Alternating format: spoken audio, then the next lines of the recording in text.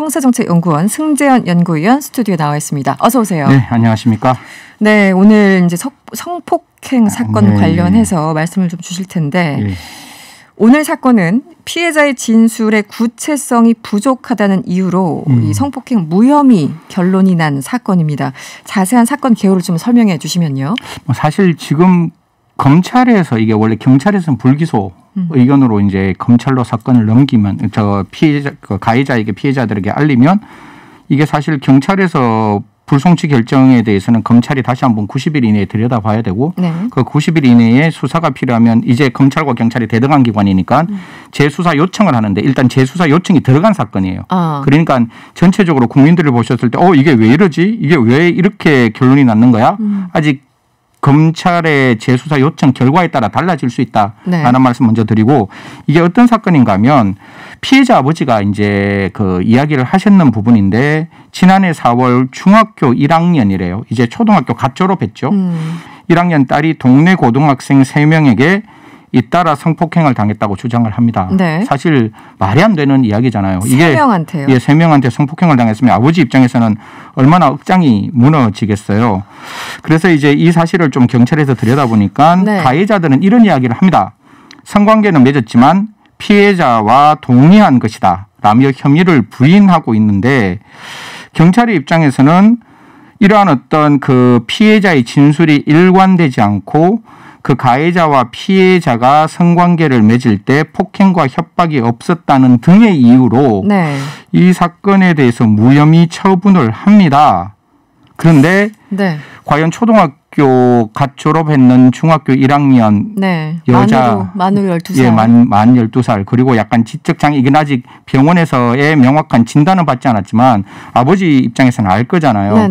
의사가 그렇게 명확하지 않는 그러니까 사물의 판단 능력과 의사 결정 능력이 일반인과 동일하지 않는 딸인데 과연 이러한 어떤 경찰의 판단이 맞냐라는 이야기를 했고 이게 이제 한 그 언론에 나오면서 오늘 모든 국민들이 야 이게 도대체 무슨 일이냐 이렇게 말씀을 나누었는 거죠. 아니 가해자들은 성관계 사실도 인정을 했고 다만 피해자가 동의했다고 하는데 어떻게 3명이 나왔는데 이걸 동의했다고 그걸 그냥 믿습니까?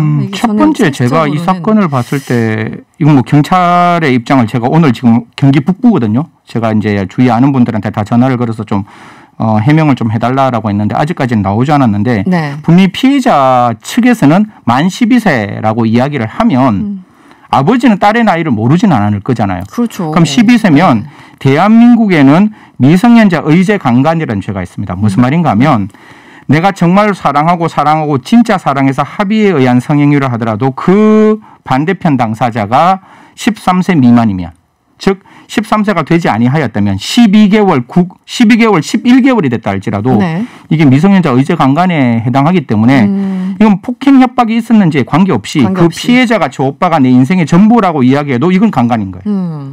그럼에도 불구하고 그런 폭행 협박이 없었기 때문에 죄가 되지 않는다? 이해가 안 가네요. 예, 그래서 사실 이 가해 남자 아이들이 이 피해 여성의 나이를 착각할 수는 있어요. 얘가 13세 이상이 되었다라고 착각할 수는 있어도 중학생이니까.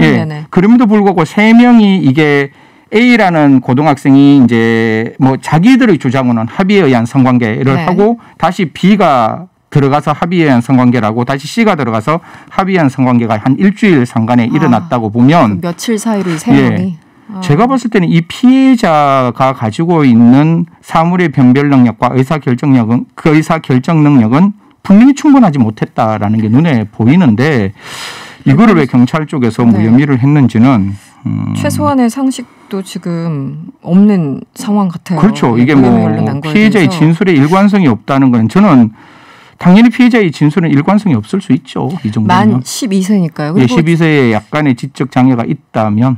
그런데 이제 피해자 측에서는 피해 아동이 지적 능력에 문제가 있다. 지금 이제 설명해 주신 것처럼 주장을 했는데 반면에 경찰은 아직 공식적으로 지적 장애 판정을 받은 것이 아니기 때문에 그것을 근거로 판단할 수 없다. 이렇게. 그거는 경찰이 직접 판단해야죠. 아니 이게 피해자 측에서 우리 아이가 조금 의사결정력과 그다음에 사물의 변별력이 좀 부족해요.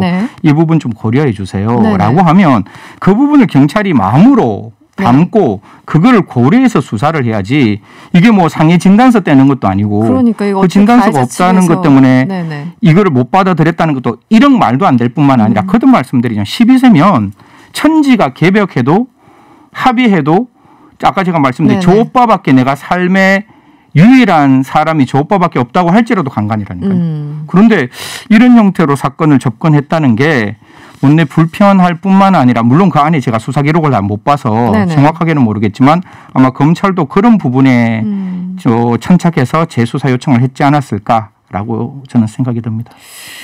이게 참 장애냐 나이 같은 경우는 어쨌든 뭐 그 하루 차이든 뭐든 간에 이제 딱 떨어지는 게 있는데 장애와 비장애 경계가 조금 모호한 경우 이게 참 좀 어렵다는 생각이 드네요. 이 법률적 기준. 네. 그래서 이게 사실 장애와 비장애가 있는 거에 대해서 이게 경찰의 입장에서는 이게 우리 성폭력 특별법에 장애인에 대한 성폭력이 있을 때 굉장히 엄중하게 처벌하는 경우가 있어요. 왜냐하면 이게 장애인의 입장에서는 어떤 사물의 판단 능력이 약간 부족해서 그 사람의 꾀임에 빠져서 성적 자기 결정의 자유를 용납할 수 있는 부분이 있잖아요. 그렇기 때문에 그런 부분에 대해서는 경찰이 굉장히 성인지 감수성을 가지고 장애인에 대해서는 수사를 진행해야지 그냥 장애인이 일관성이 없다는 이유만으로 그리고 그 당시에 폭행 협박이 없었다는 이유만으로 이게 합의에 의한 강간으로 쉽게 치부해서는 절대로 안 된다라는 말씀드리겠습니다. 그런데 그 기본적으로 의원님 그 장애 여부는 의료기관에서 판단을 하는 거 아닌가요? 그러니까 수사를 하는 입장에서는 이게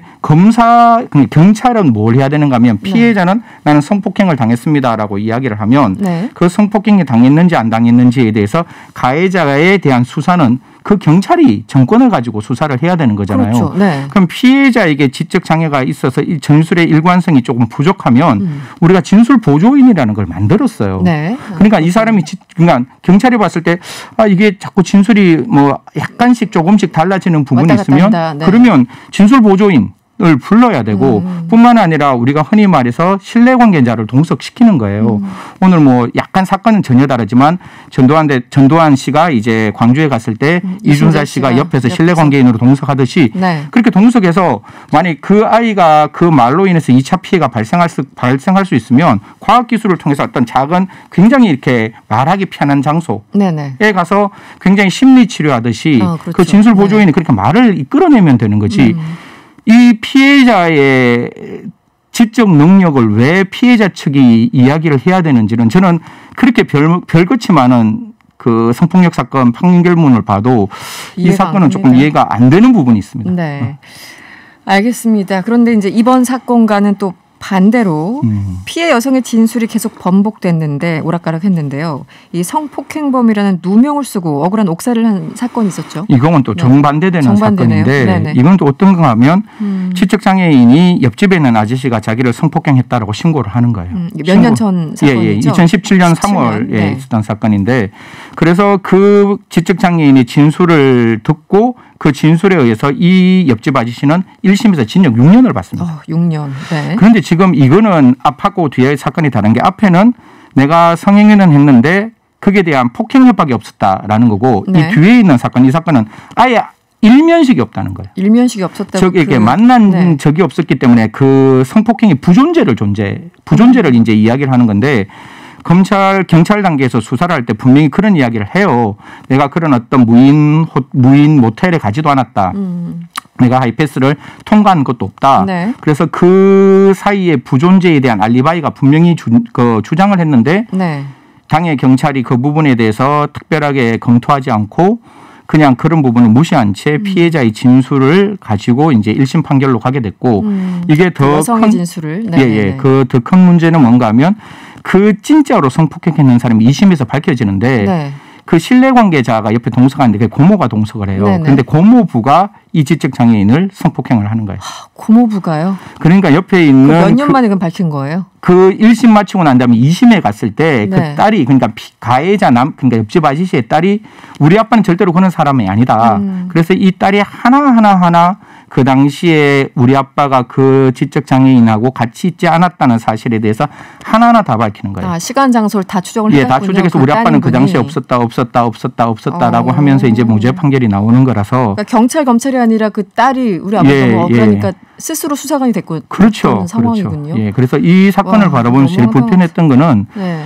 이게 진술에 성행위는 했는데 진술이 다르다는 것과 부존재의 입증은 이건 수사를 좀 달리 해야 되는 부분이 거죠. 있거든요. 아예 그러면, 얼굴도 본 적이 없다고 했었는데. 그러면 그 부존재의 입증을 분명히 그 가해자 측에서 자기의 알리바이를 이야기를 하면 그 부분은 조금 깊이 들여다봤어야 되는데 이 사건에서는 우리 저 국가배상 청구까지 받거든요. 나중에 이게 무죄 판결 받고 난 다음에 그 나머지 관계인들은 무고죄로 처벌도 받고 난 다음에 그때 법원에서 분명히 그 경찰의 수사가 미흡했다라고 이야기를 해요. 함에도 불구하고 이제 국가배상 청구는 안 되는 사건인데 지금 이 사건이 이게 왜냐하면 국가배상 청구를 받으려면 그 수사관의 수사가 신의책이나 인간의 존엄에 명백히 반해야 되는데 그게 아니었기 때문에 국가배상 청구에 이르지는 못했지만 분명히 수사가 미흡했다라는 이야기는 해요.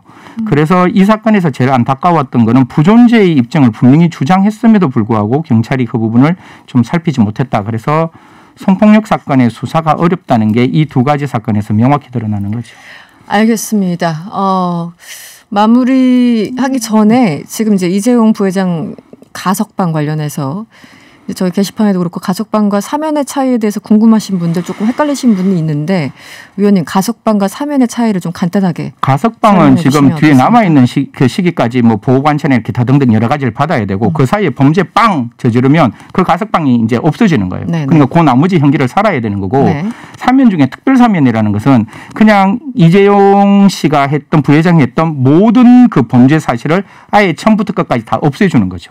그렇기 때문에 가석방이 됐을 때는 지금 이재용 부회장이 직접 삼성에 들어가서 임원으로 활동할 수 없는 제약 요건이 만들어지지만 특별사면을 했을 때는 그냥 제약 조건 없이 기본적으로 그 삼성 경영을 하는데 아무런 문제가 없다. 그 주체도 다르죠. 대통령이 하는 것과. 그렇죠. 대통령이 사면을 하는 거고 이거는 법무부 장관이 하는 거고. 네, 가석방은 법무부 소관인 거죠. 기술적으로. 예.